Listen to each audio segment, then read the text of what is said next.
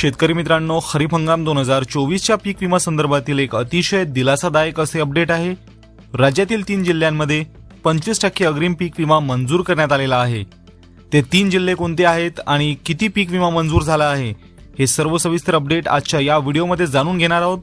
त्यासाठी हा व्हिडिओ शेवटपर्यंत नक्की पहा आणि अशाच उपयुक्त माहितीसाठी आपल्या YouTube चॅनलला नक्की सबस्क्राइब करा आणि बेल आयकॉन नक्की दाबा।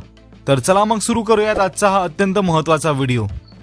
मित्रांनो, आजचे हे अपडेट जाणून घेण्यापूर्वी 25% अग्रिम पीक विमा नेमका कधी मिळतो हे सुरुवातीला समजून घेऊयात।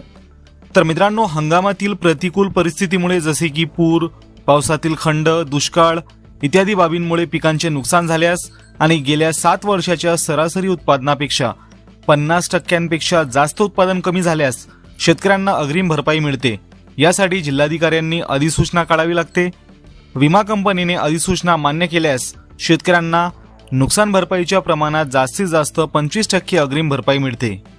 तर राज्यात यंदा यवतमाळ, नांदेड, परभणी आणि हिंगोली या फक्त 4 जिल्ह्यांमध्ये शेतकऱ्यांना 25% अग्रिम भरपाई देण्यासाठी जिल्हाधिकाऱ्यांनी अधिसूचना काढल्या होत्या।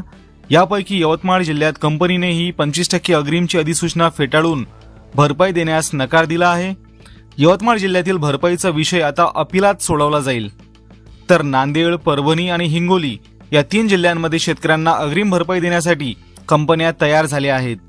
कृषी विभागाने सांगितल्याप्रमाणे या 3 जिल्ह्यातील 18,84,000 शेतकऱ्यांना एकूण 705,84,00,000 रुपयांची अग्रिम भरपाई मंजूर करण्यात आली आहे।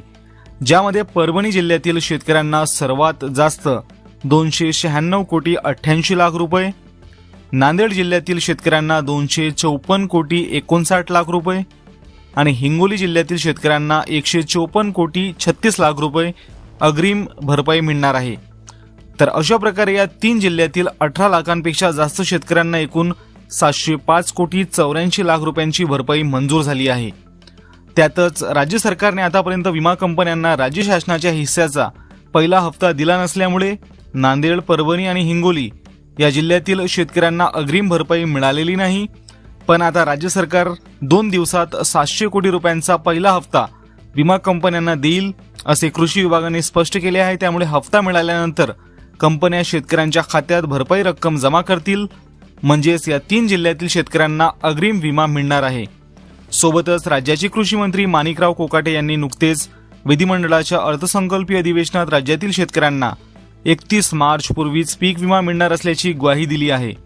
त्यामुळे आशा करूयात की शेतकरी बांधवांना येत्या 7 ते 8 दिवसात पीक विमा मिळून जाईल।